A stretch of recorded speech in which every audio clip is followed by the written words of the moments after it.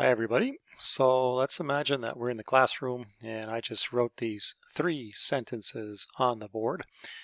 As I'm writing them, you would probably read them. So I'm going to invite you right now to pause the video and read the sentences.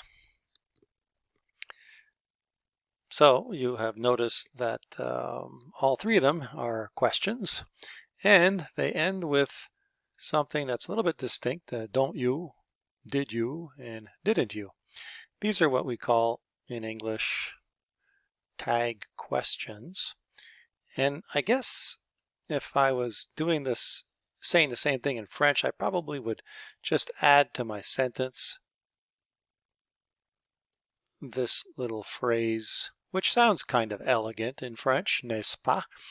And so we add that to a sentence and it communicates something. So I think that's kind of the effect of this kind of a statement in English. So you look like someone who gets a lot of sleep, don't you? You look like someone who didn't sleep much this weekend, did you? And you look like someone who slept well this weekend, didn't you? And so in all 3 cases, it's like we don't know when we're listening to somebody say this, we don't know that they're going to turn it into a question until we get to the very end of their little don't you, did you, didn't you? So that little surprise at the end, we kind of use that in English for a little bit of fun. All right, and so let's look at what's happening grammatically. You can take any statement in English and you can turn it into a question by adding that. Just like in French, you can do that by adding your n'est-ce pas to any sort of statement. So in English, though, it changes. In French, it's the n'est-ce pas is always the same, but in English, it changes.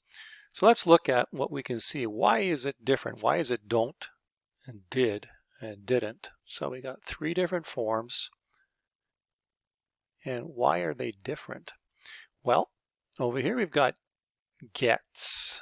And this verb tense, all right, this verb tense is what we call the simple present, which we have seen in the course so far already. And we keep the same verb tense. So whatever verb tense is over here, that same verb tense ends up down there.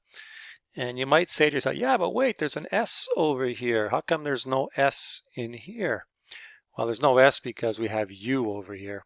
Started off with you look, and so you, and with you we don't put the S. So gets becomes don't because of the you. Over here, I've got did, which is a simple past. I also have a negative.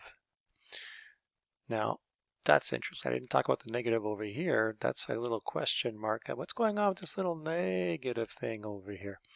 Here, not negative becomes negative. Here it's negative becomes no negative. And here, if we follow the same pattern, so no negative, and a negative. Okay, so it seems that in every one of these, there's always a affirmative and a negative. So if it starts off affirmative, it becomes negative.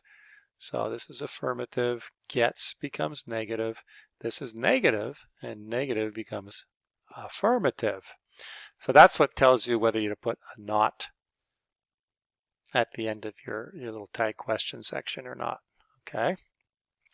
Getting complex, isn't it? Don't worry, you can watch the video more than one time because it's very exciting to do that also.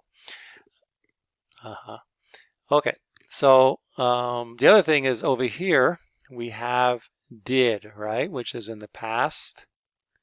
And because it's the past, so that's our simple past, it stays in the simple past with a did over here.